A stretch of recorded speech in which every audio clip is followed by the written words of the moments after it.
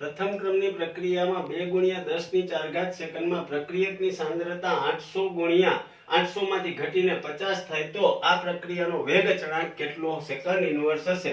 મિત્રો k બરાબર શું સૂત્ર છે તો કે 2.303 છેદમાં t log r0 છેદમાં rt. હા કે ના?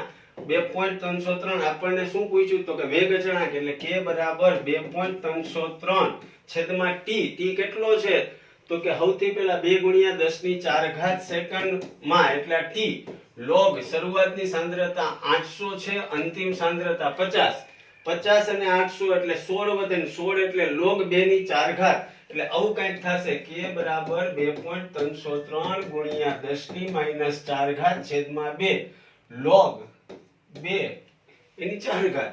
કારણ કે 50 અને 800 હવે ચોગડો છે આગળ લઈ ગઈ મિત્રો એટલે 2.303 ગુણ્યા 4 ભાગ્યા 2 log 2 એટલે 0.3010 ગુણ્યા 10 ની -4 ઘાત.